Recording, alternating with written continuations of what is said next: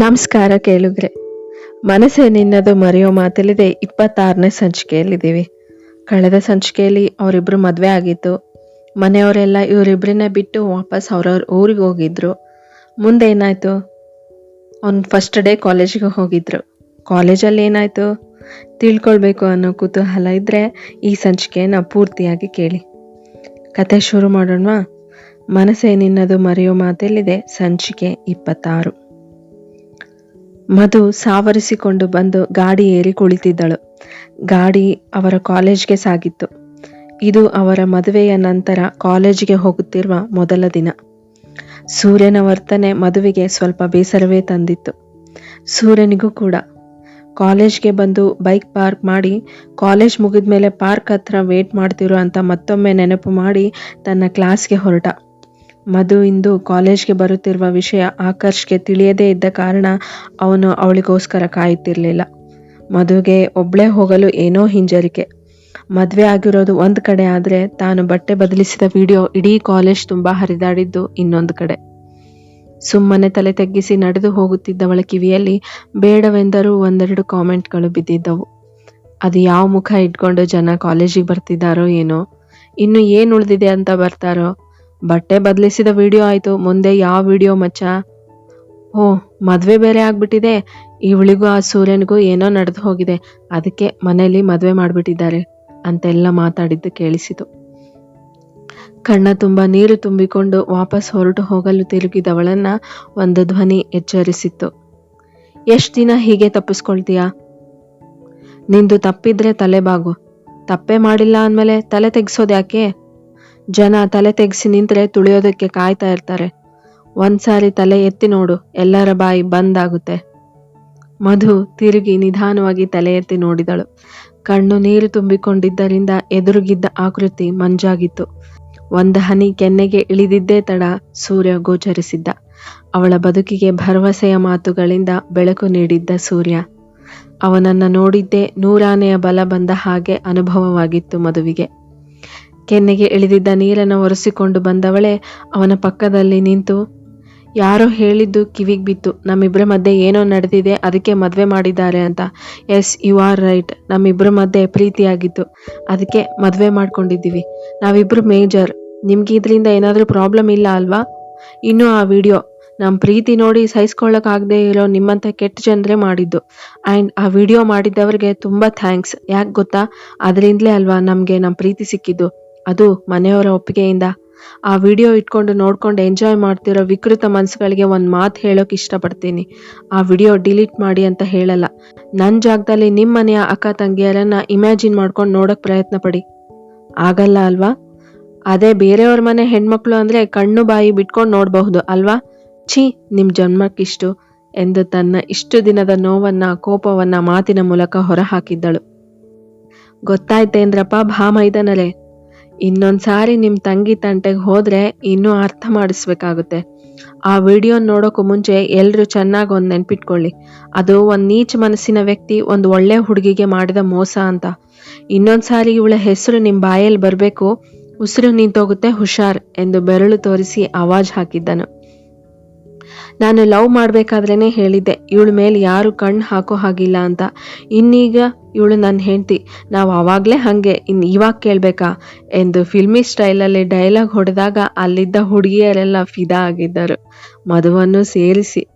ಅಷ್ಟರಲ್ಲಿ ಗಂಟೆ ಬಾರಿಸಿದ ಸದ್ದಾಯಿತು. ಎಲ್ಲರೂ ತಮ್ಮ ತಮ್ಮ ಕ್ಲಾಸ್ಗೆ ಹೊರಡಲು ಅನುವಾದರು. ಅನಿಕೇತ್ ಅಲ್ಲಿ ನಡೆದಿದ್ದ ದೃಶ್ಯವನ್ನು ವಿಡಿಯೋ ಮಾಡಿ ವಾಟ್ಸಪ್ನಲ್ಲಿ ಹರಿಬಿಟ್ಟಿದ್ದ. ಕೆಲವೇ ನಿಮಿಷಗಳಲ್ಲಿ ಇಡೀ ಕಾಲೇಜ್ಗೆ ಈ ದೃಶ್ಯ ಹಬ್ಬಿತ್ತು. ಒಳ್ಳೆಯ ಮನಸ್ಸುಗಳು ವಿಡಿಯೋ ಡಿಲೀಟ್ ಮಾಡಿ ಅವರಿಗೆ ಒಳ್ಳೆಯದಾಗಲಿ ಅಂತ ಹಾರೈಸಿದರೆ, ಇನ್ನೂ ಕೆಲವು ವಿಕೃತ ಮನಸ್ಸುಗಳು ಇದಕ್ಕೂ ಒಂದು ಕೊಂಕು ಮಾತನಾಡಿದ್ದರು. ಎಲ್ಲರೂ ಹೋಗಿದ್ದನ್ನು ಖಚಿತಪಡಿಸಿಕೊಂಡ ಮಧು ಅಲ್ಲೇ ನಿಂತು ಸೂರ್ಯನ ಹತ್ರ ಬಂದು, ನನ್ನ ಗಂಡ ಅಂದರೆ ಹಿಂಗಿರಬೇಕು ಎಂದಳು ಅವನ ಕಿವಿಯಲ್ಲಿ. ಅವಳ ಮಾತು ಕೇಳಿ ಅವಳಿಗೆ ಬೈಯಲು ಹತ್ತಿರ ಬಂದವನ ಕೆನ್ನೆಗೆ ಮಧು ಮುತ್ತು ಕೊಟ್ಟು ಹೊರಟು ಬಿಟ್ಟಳು. ಮಧುವಿನ ಮನಸ್ಸಿಗೆ ಹಿಡಿದಿದ್ದ ಸಂಕೋಚ ಅನ್ನೋ ಭೂತ ಬಿಟ್ಟು ಹೋಗಿತ್ತು. ಎಂದಿನಂತೆ ಏನೂ ಆಗೇ ಇಲ್ಲದ ಹಾಗೆ ಮೊದಲಿನ ಥರ ಖುಷಿಯಿಂದ ಇದ್ದಳು. ಅದಕ್ಕೆ ಕಾರಣ ಮಾತ್ರ ಸೂರ್ಯ. ಎಲ್ಲರ ಮುಂದೆ ಇವಳು ನನ್ನ ಹೆಂಡತಿ ಎಂದು ಹೇಳಿದ್ದ ಮಾತು ಅವಳ ಕಿವಿಯಲ್ಲಿ ಮತ್ತೆ ಮತ್ತೆ ಪ್ರತಿಧ್ವನಿಸುತ್ತಿತ್ತು. ಒಂದು ಸಾರಿ ಕತ್ತಲ್ಲಿರುವ ಮಾಂಗಲ್ಯವನ್ನು ಮುಟ್ಟಿಕೊಂಡು ಖುಷಿ ಪಟ್ಟಳು. ಮನಸ್ಸಲ್ಲೇ ಸಾರಿ ರೀ, ಅವತ್ತು ಇದನ್ನ ಕಿತ್ತು ಬೀಸಾಡುವಷ್ಟು ಕೋಪ ಬಂದಿತ್ತು. ಆದರೆ ಆ ಥರ ಯೋಚನೆ ಮಾಡೋದೇ ದೊಡ್ಡ ತಪ್ಪು ಎಂದುಕೊಂಡಳು. ಬೆಳಿಗ್ಗೆ ಗಂಡ ಎಂದಿದ್ದಕ್ಕೆ ಅವನು ಭುಜಕ್ಕೆ ಕೋಪದಿಂದ ಮುತ್ತಿಟ್ಟ ದೃಶ್ಯ ನೆನಪಾಗಿ ಕೆನ್ನೆ ಕೆಂಪಾಗಿತ್ತು. ಆಗ ಬೇಜಾರಾಗಿದ್ದರೂ ಈಗ ಖುಷಿಯಾಗುತ್ತಿತ್ತು ಅವಳಿಗೆ. ಬಿಡುವಿನ ಸಮಯದಲ್ಲಿ ತನ್ನ ಗೆಳತಿಯನ್ನ ಸೂರ್ಯನಿಗೆ ಇಷ್ಟ ಅಂತ ಪಲಾವ್ ಹೇಗೆ ಮಾಡೋದು ಎಂದು ಸರಿಯಾಗಿ ತಿಳಿದುಕೊಂಡಿದ್ದಳು. ಇವತ್ತು ಇದನ್ನ ಟ್ರೈ ಮಾಡಲೇಬೇಕು, ಆಗ್ಲಾದ್ರೂ ನನ್ನ ಮೇಲೆ ಕೋಪ ಕಡಿಮೆ ಆಗಬಹುದು ಎಂದು ಯೋಜನೆ ಹಾಕಿಕೊಂಡಿದ್ದಳು. ಕಾಲೇಜ್ ಮುಗಿದ ನಂತರ ಸೂರ್ಯ ಬರುವುದಕ್ಕೂ ಮುಂಚೆ ಪಕ್ಕದಲ್ಲಿದ್ದ ತರಕಾರಿ ಅಂಗಡಿಗೆ ಹೋಗಿ ಪಲಾವ್ ಮಾಡಲು ಬೇಕಾದ ತರಕಾರಿಗಳನ್ನೆಲ್ಲ ತೆಗೆದುಕೊಂಡು ಪಾರ್ಕ್ ಹತ್ತಿರ ನಿಂತಿದ್ದಳು. ಸೂರ್ಯ ಸ್ವಲ್ಪ ತಡವಾಗೇ ಬಂದ. ಮಧು ಅವನನ್ನು ನೋಡಿ ಮುಗುಳ್ನಕ್ಕಳು. ಆದರೆ ಅವನ ಕಡೆಯಿಂದ ಯಾವ ಪ್ರತಿಕ್ರಿಯೆ ದೊರೆಯಲಿಲ್ಲ. ಅವನನ್ನ ಕಾಡಿಸಲೆಂದೇ, ನೀವು ಕೋಪ ಮಾಡ್ಕೊಂಡಾಗ ತುಂಬ ಚೆನ್ನಾಗಿ ಕಾಣಿಸ್ತೀರಿ ಎಂದಳು. ಡೈಲಾಗ್ ಕರೆಕ್ಟ್ ಆಗಿದೆ, ಆದರೆ ಇದು ಹುಡುಗಿಗೆ ಹೇಳೋದು, ಬಂದು ಹತ್ಕೋ. ಅದನ್ನೇ ಸ್ವಲ್ಪ ನಗ್ತಾ ಹೇಳ್ಬಾರ್ದಾ? ಹಿ ಬಾರಮ್ಮ ಹತ್ತು, ಸಾಕಾ? ಸ್ವಲ್ಪನೂ ಚೆನ್ನಾಗಿಲ್ಲ. ನಿನ್ನ ಅಜ್ಜಿ ಹತ್ತೆ ಬೇಗ. ನೀವು ಹಿಂಗಿದ್ರೇನೆ ಚಂದ ಎಂದು ಹತ್ತಿ ಅವನ ಭುಜವನ್ನ ಗಟ್ಟಿಯಾಗಿ ಹಿಡಿದು ಕುಳಿತಳು. ಅವನು ಏನೂ ಹೇಳಲಿಲ್ಲ. ಇವಳೇ ಥ್ಯಾಂಕ್ಸ್ ಎಂದಳು. ಕಾರಣ ಕೇಳಲಿಲ್ಲ, ಸುಮ್ಮನೆ ಇದ್ದ. ಇವಳು ಮುಂದೆ ಮಾತನಾಡಿಸುವ ಗೋಜಿಗೆ ಹೋಗಲೇ ಇಲ್ಲ. ಮನೆಗೆ ಬಂದು ಇಬ್ರು ಫ್ರೆಶ್ ಆಗುತ್ತಿದ್ದಂತೆ ಸೂರ್ಯನೇ ಹೋಗಿ ಕಾಫಿ ಮಾಡಿಕೊಂಡು ಬಂದು ಅವಳ ಕೈಗೆ ಒಂದು ಕಪ್ ಇಟ್ಟು ಅವಳ ತಲೆ ಸವರಿ, ಇನ್ಮೇಲೆ ನಿನ್ನ ತಪ್ಪು ಇಲ್ಲದೆ ಯಾರ ಮುಂದೆನೂ ತಲೆ ತಗ್ಗಿಸ್ಬೇಡ. ನಿನ್ನ ಎಷ್ಟು ದ್ವೇಷಿಸ್ಬೇಕು ಅಂದ್ಕೊಳ್ತೀನಿ ಕಣೆ, ಆದರೆ ಸಾಧ್ಯ ಆಗ್ತಿಲ್ಲ. ಯಾಕೆ ಗೊತ್ತಾ? ಈ ಕಣ್ಣು. ನಿನ್ನ ದ್ವೇಷಿಸಿದರೆ ನನ್ನ ತಾಯಿನ ದ್ವೇಷ ಮಾಡ್ತೀನಿ ಅನ್ನೋ ಫೀಲಿಂಗ್ ಬರುತ್ತೆ. ಸಾರಿ ಫಾರ್ ಎವ್ರಿಥಿಂಗ್ ಎಂದು ಹೇಳಿ ಅವಳ ತಲೆ ಚುಂಬಿಸಿದನು. ಮಧುವಿಗೆ ಅವನ ಮನಸ್ಸೇ ಅರ್ಥ ಮಾಡಿಕೊಳ್ಳಲಾಗಲಿಲ್ಲ. ಒಂದೊಂದು ಬಾರಿ ಒಂದೊಂದು ಥರ ಇರ್ತಾನೆ ಅನಿಸಿದರೂ ಅವಳ ಮನಸ್ಸು ಅವನ ಸಾಂತ್ವನಕ್ಕಾಗಿ ಹಾತೊರೆಯುತ್ತಿದ್ದಂತೂ ನಿಜ. I too sorry for everything ಮೆಲ್ಲನೆ ಹೇಳಿದಳು. ಕಾಫಿ ಕುಡಿ, ತಣ್ಣಗಾಗುತ್ತೆ. ತಗೋ ನಿನ್ನ ಮೊಬೈಲ್ ಎಂದು ಅವಳಿಗೆ ಮೊಬೈಲ್ ವಾಪಸ್ ಕೊಟ್ಟನು. ಮಧುವಿಗೆ ಆಶ್ಚರ್ಯವೋ ಆಶ್ಚರ್ಯ. ಯಾಕಿವತ್ತು ಇಷ್ಟೊಂದು ಸಾಫ್ಟ್ ಆಗಿದ್ದಾನೆ ಎಂದು ಕೇಳಬೇಕು ಅಂದುಕೊಳ್ಳುವಷ್ಟರಲ್ಲಿ, ಮಧು ನಿಂಗೆ ಒಂದು ವಿಷಯ ಹೇಳಬೇಕು ಎಂದನು. ಮಧು ಏನು ಎಂಬಂತೆ ಅವನ ಮುಖ ನೋಡಿದಳು. ಬಂದು ಅವಳ ಪಕ್ಕ ಕೂತು ಅವಳ ಕೈಯನ್ನು ತನ್ನ ಕೈಯಲ್ಲಿ ಹಿಡಿದು, ಅದು 2 ದಿನದಲ್ಲಿ ಕಾಲೇಜ್ನಲ್ಲಿ ಇಂಟರ್ವ್ಯೂ ಇದೆ. ಎಲ್ಲ ದೊಡ್ಡ ದೊಡ್ಡ ಕಂಪ್ನಿಗಳೇ. ಅದಕ್ಕೆ ನಾನು 2-3 ದಿನದಲ್ಲಿ ಸ್ವಲ್ಪ ಪ್ರಿಪೇರ್ ಆಗಬೇಕು. ಒಂದು ವೇಳೆ ಸೆಲೆಕ್ಟ್ ಆದರೆ ಎಕ್ಸಾಮ್ ಆದ ನಂತರ 3 ತಿಂಗಳು ಟ್ರೈನಿಂಗ್ ಇರುತ್ತೆ. ನಂತರ ಆನ್ಸೈಟ್ಗೆ ಹೋಗೋ ಪ್ಲ್ಯಾನ್ ಇದೆ ಎಂದು ಅವಳ ಮುಖ ನೋಡಿದನು. ಮಧು ಮಂಕಾದಳು. ಇದಕ್ಕೆ ಬಂದಾಗಿಂದ ಒಂಥರ ಇದ್ದಿದ್ದು ಎಂದು ಅವಳಿಗೆ ಅರ್ಥ ಆಗಿತ್ತು. ಇಲ್ಲೇ ಜಾಬ್ ಮಾಡಬಹುದಲ್ವಾ? ಸಣ್ಣ ಧ್ವನಿಯಲ್ಲಿ ಕೇಳಿದಳು. ನನಗೆ ನನ್ನದೇ ಆದಂತಹ ಕನಸುಗಳಿವೆ ಮಧು. ಅದಕ್ಕೆ ಸ್ವಲ್ಪ ದುಡ್ಡಿನ ಅವಶ್ಯಕತೆ ಇದೆ. ಅಷ್ಟು ದುಡ್ಡು ಇಲ್ಲಿ ಸಿಗೋಕೆ 5-6 ವರ್ಷ ಆದರೂ ಬೇಕು. ಅದೇ ಫಾರಿನ್ಗೆ ಹೋದರೆ 3 ವರ್ಷದಲ್ಲಿ ನನ್ನ ಇಡೀ ಕನಸು ನನಸಾಗುವಷ್ಟು ದುಡ್ಡು ಸಿಗುತ್ತೆ. ನಿಂದು ಕೂಡ ಎಜುಕೇಷನ್ ಒಂದು ಹಂತಕ್ಕೆ ಬಂದಿರುತ್ತೆ. ಇಬ್ಬರು ಜೊತೆ ಇದ್ದರೆ ನನ್ನಿಂದ ನಿನ್ನ ವಿದ್ಯಾಭ್ಯಾಸ ಕೆಟ್ಟು ಹೋಗಬಹುದು. ಆ ಥರ ಆಗಬಾರ್ದು ಅಲ್ವಾ ಮುದ್ದು? ಇಷ್ಟೆಲ್ಲ ಆದ ನಂತರ ಮೊದಲ ಬಾರಿಗೆ ಅವನ ಬಾಯಿಂದ ಮುದ್ದು ಅಂತ ಕೇಳುತ್ತಿದ್ದಳು. ತಲೆ ಎತ್ತಿ ಅವನನ್ನೇ ನೋಡಿದಳು. ಅವನ ಕಣ್ಣಲ್ಲಿ ತೆಳ್ಳನೆಯ ನೀರಿನ ಪೊರೆ ಕಾಣಿಸಿತು. ಅವನ ಕೈಯಿಂದ ತನ್ನ ಕೈ ಬಿಡಿಸಿಕೊಂಡು ಅವನ ಮುಖ ತನ್ನ ಬೊಗಸೆಯಲ್ಲಿ ಹಿಡಿದುಕೊಂಡು, ಅಳ್ತಿದ್ದೀರಾ ಪ್ರೀತಿಯಿಂದ ಕೇಳಿದಳು. ಇನ್ನೂ ಇಲ್ಲ, ಇನ್ನು ಸ್ವಲ್ಪ ಹೊತ್ತು ಹೀಗೆ ಇದ್ರೆ ಅಳ್ತೀನೇನೋ. ಅಂಥದ್ದು ಏನಾಯ್ತು? ಯಾಕೆ ಈ ಥರ ಇದ್ದೀರಿ ಇವತ್ತು? ನಿನ್ನ ಪ್ರೀತಿ ಮಾಡಿ ನಿನ್ನ ಜೀವನ ಹಾಳು ಮಾಡಿಬಿಟ್ಟೆ ಅನ್ನಿಸ್ತಿದೆ ಕಣೆ. ನನ್ನಿಂದ ನೀನು ಕಾಲೇಜ್ನಲ್ಲಿ ಎಲ್ಲರ ಹತ್ರ ಅನ್ಸ್ಕೊಳ್ಳೋ ಹಾಗಾಯ್ತು. ಸೂರ್ಯನ ಕಣ್ಣಿಂದ ನೀರು ಜಾರೇ ಬಿಡ್ತು. ಏನ್ರಿ ನೀವು ಇಷ್ಟಕ್ಕೆಲ್ಲ ಅಳ್ತಾರಾ ಎಂದು ಅವನ ಕಣ್ಣೊರೆಸಿ ಅಲ್ಲಿ ಅಷ್ಟೊಂದು ಹೀರೋಯಿಸಮ್ ತೋರಿಸಿ ಇಲ್ಲಿ ಒಳ್ಳೆ ಚಿಕ್ಕ ಮಗು ಥರ ಅಳೋದಾ?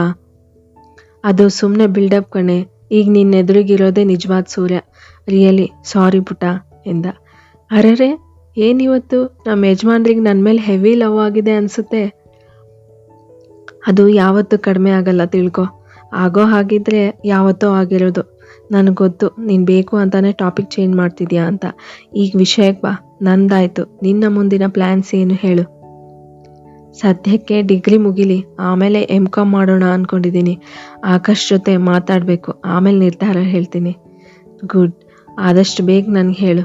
ನಾಳೆ ಇಬ್ಬರು ನಿಮ್ಮ PG ಮೇಡಮ್ನ ಮೀಟ್ ಮಾಡಿ ಬರೋಣ. ನಾನು ಕೂಡ ಅವ್ರ ಹತ್ರ ಮಾತಾಡಬೇಕು, ಸರಿ ತಾನೆ ಎಂದ. ನೀವು ನನ್ನ PGಗೆ ದಬ್ಬೋಕ್ಕೆ ಆನ್ಸೈಟ್ ಅಂತ ನಾಟಕ ಮಾಡ್ತಿಲ್ಲ ತಾನೇ? ಮೆಂಟ್ಲು ಇಷ್ಟೇ ಏನೇ ನಾನು ಅರ್ಥ ಮಾಡ್ಕೊಂಡಿದ್ದು. ಸಾರಿ ರೀ, ನಾಳೆ ಮೀಟ್ ಮಾಡೋಣ ಕಾಲೇಜ್ ಆದಮೇಲೆ. ಸರಿ, ಹಾಗಿದ್ರೆ ನಾನು ರೂಮಲ್ಲಿರ್ತೀನಿ, ಸ್ವಲ್ಪ ವರ್ಕ್ ಇದೆ, ಬಾಯ್ ಎಂದ. ನಾನು ನಿಮ್ಮ ಹತ್ರ ಮಾತನಾಡಬೇಕಿತ್ತು ಸೂರ್ಯ ಎಂದಳು.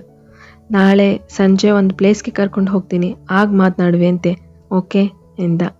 ಡನ್ ಎಂದಳು. ಅನಿ ಅವಳ ಜೊತೆ ಮಾತನಾಡಿದೆ ಕಣೋ. ಲೋ, ಯಾಕೋ ಈ ನಿರ್ಧಾರ, ತಪ್ಪಲ್ವೇನೋ? ಇಲ್ಲ ಕಣೋ, ಇದೇ ಸರಿ. 3 ವರ್ಷ ಕಣೋ ಅಷ್ಟೇ, ಆಮೇಲೆ ಜೀವನ ಪೂರ್ತಿ ಜೊತೆ ಇದ್ದೇ ಇರ್ತೀವಿ. ಕರಿಯರ್ ಅಂತ ಬಂದರೆ ಯಾವತ್ತೂ ಕಾಂಪ್ರಮೈಸ್ ಮಾಡ್ಕೋಬಾರ್ದು. ಸರಿ ಮಗ, ನಿನ್ನ ನಿರ್ಧಾರ ಯಾರೂ ಬದಲಾಯಿಸೋಕ್ಕಾಗಲ್ಲ, ನೀನಿಷ್ಟ. ಆದರೆ ಮಧುನ ಬಿಟ್ಟು ಇರ್ತೀಯೇನೋ? ಕಾಲೇಜ್ನಲ್ಲಿ ಒಂದಿನ ಅವಳು ಕಂಡಿಲ್ಲ ಅಂದರೆ ನಿನ್ನ ಚಡಪಡಿಕೆ ಒದ್ದಾಟ ತುಂಬ ಹತ್ತಿರದಿಂದ ನೋಡಿದ್ದೀನಿ ಕಣೋ. ಅವಳು ಕಾಣದೇ ಇರೋ ದಿನವೆಲ್ಲ ನಿನ್ನ ಮುಖ ನೋಡೋ ಥರ ಇರಲ್ಲ. ಅಷ್ಟೊಂದು ಪ್ರೀತಿ ಇಟ್ಕೊಂಡು ಹೆಂಗೋ ದೂರ ಹೋಗ್ತೀಯಾ? ಅದಲ್ಲದೆ ಅವಳನ್ನು ಒಳ್ಳೆ ವಿಲನ್ ಥರ ಟ್ರೀಟ್ ಬೇರೆ ಮಾಡ್ತಿದ್ಯಾ. ಪಾಪ ಅಲ್ವೇನೋ ಅವಳು, ನಿಂಗೋಸ್ಕರ ಅವ್ರ ಅಪ್ಪ ಅಮ್ಮನ ಎದುರು ಹಾಕ್ಕೊಂಡಿದ್ದಾಳೆ. ಇಲ್ಲ ಕಣೋ, ನಾನು ಅವಳನ್ನು ದ್ವೇಷ ಮಾಡ್ತಿಲ್ಲ, ಅದು ನನ್ನ ಕೈಲಿ ಸಾಧ್ಯವೂ ಇಲ್ಲ. ಅವಳಿಂದ ದೂರ ಇರೋಕೆ ಈ ಥರ ನಾಟಕ ಮಾಡ್ತಿದ್ದೆ ಅಷ್ಟೆ. ಆದರೆ ಅವಳು ಇವತ್ತು ನನಗೋಸ್ಕರ ಎಲ್ಲರೆದುರು ತಲೆ ತಗ್ಗಿಸಿ ನಿಂತಾಗ ಸುಮ್ಮನೆ ಇರೋಕ್ಕಾಗಲಿಲ್ಲ ಕಣೋ. ನನ್ನ ಪ್ರೀತಿನ ಮುಚ್ಚಿಡೋಕ್ಕಾಗಲಿಲ್ಲ. ಇನ್ನು ಅವಳು ಓದು ಕೂಡ ಮುಖ್ಯ ಅಲ್ವೇನೋ, ಅದಕ್ಕೆ ಈ ನಿರ್ಧಾರ. ಇನ್ನು ಚಿಕ್ಕ ಹುಡುಗಿ ಬೇರೆ, 3 ವರ್ಷ ಇಬ್ಬರು ದೂರ ಇದ್ದರೆ ಕೊನೆವರೆಗೂ ಚೆನ್ನಾಗಿರಬಹುದು. ದೂರ ಇದ್ದಷ್ಟು ಪ್ರೀತಿ ಜಾಸ್ತಿ ಅಲ್ವೇನೋ ಎಂದ. ಓಹೋ, ಪ್ರೇಮಿಗಳು ಒಂದಾಗೋ ಕಾಲ ಬಂತು ಹಾಗಾದರೆ. ಎಲ್ಲ ನಿರ್ಧಾರ ಮಾಡಿದೀಯಾ ಅನ್ನೋ? ಹ್ಞೂ ಅನಿ, ನೀನು ನನ್ನ ಬೆಂಬಲಕ್ಕೆ ಇರಲೇಬೇಕು. ಇರ್ತೀನಿ ಕಣೋ, ಇದನ್ನೆಲ್ಲ ನೀನು ಕೇಳ್ಕೋಬೇಕಾ? ಥ್ಯಾಂಕ್ಸ್ ಕಣೋ, ಬಾಯ್. ಇರೋ ಮಗ, ಮದುವೆ ಪಾರ್ಟಿ ಯಾವಾಗಲೋ? ನನ್ನ ಮಗನೇ, ಇದನ್ನು ಮಾತ್ರ ಬಿಡಲ್ವಲ್ಲೋ? ಲೋ, ನೀನು ಬ್ಯಾಚುಲರ್ ಪಾರ್ಟಿ ಕೂಡ ಕೊಡಿಸಿಲ್ಲ, ನೆನ್ಪಿಟ್ಕೋ. ಎಲ್ಲ ಸೇರಿ ಒಂದೇ ಸಾರಿ ಮಾಡೋಣ, ಮದುದು ಈ ಸೆಮ್ ಎಕ್ಸಾಮ್ ಮುಗಿಲಿ, ಓಕೆನಾ ಎಂದ. ಆಹಾ, ಹೆಂಡತಿ ಬಗ್ಗೆ ಕಾಳಜಿ ನೋಡು, ನನ್ನ ತಂಗಿನ ಚೆನ್ನಾಗಿ ನೋಡ್ಕೊ ಮಗ ಎಂದ ಅನಿ. ಅನಿ, ಸಾಕು ಇವಾಗ, ಬಾಯ್. ಇತ್ತ ಮಧು, ಅಯ್ಯೋ ಇದೇನು ಇನ್ನು ವಿಸಿಲ್ ಹೊಡಿತಾನೇ ಇಲ್ಲ. ಅಮ್ಮ ತಾಯಿ ಅನ್ನಪೂರ್ಣೇಶ್ವರಿ, ನೀನೇ ಕಾಪಾಡು, ಎಲ್ಲ ಕೆಟ್ಟು ಹೋಗಿ ನನ್ನ ಮರ್ಯಾದೆ ತೆಗಿಬೇಡ ಪ್ಲೀಸ್ ಎಂದುಕೊಳ್ಳುತ್ತಿದ್ದಳು. ಅಷ್ಟರಲ್ಲಿ ಒಂದು ವಿಸಿಲ್ ಹೊಡಿತು. ಸೂರ್ಯ ಅದರ ಶಬ್ದಕ್ಕೆ ಕೆಳಗೆ ಓಡಿ ಬಂದ. ಮಧು, ಏನೇ ಮಾಡ್ತಿದ್ಯಾ? ಅಡುಗೆನಾ? ಹುಷಾರಾಗಿದ್ಯಾ ತಾನೇ ಎಂದ. ಹೋಲ್ಡ್ ಆನ್ ಮಿಸ್ಟರ್, ಇವತ್ತು ನನ್ನ ಕೈ ರುಚಿ ನೋಡಿ ಹೇಗಿದೆ ಅಂತ ಹೇಳಬೇಕು ನೀವು. ಯಪ್ಪ ದೇವ್ರೆ, ಯಾಕೋ ನನಗೆ ಶಿಕ್ಷೆ ಮೇಲೆ ಶಿಕ್ಷೆ ಕೊಡ್ತೀಯಾ? ಹಂಗಾ ಎಂದು ಅವನ ಎದೆಗೆ ಹೊಡೆಯಲು ಶುರು ಮಾಡಿದಳು. ಅವ ತಪ್ಪಿಸಿಕೊಂಡು ಓಡಲು ಇಡೀ ಹಾಲ್ ತುಂಬ ಓಡಾಡಿ ಕೊನೆಗೆ ಸುಸ್ತಾಗಿ ಸೋಫಾ ಮೇಲೆ ಹೊರಗೆ ಕೂತನು. ಮಧು ಕೂಡ ಬಂದು ಅವನಿಗೆ ಹೊರಗೆ ಕುಳಿತಳು.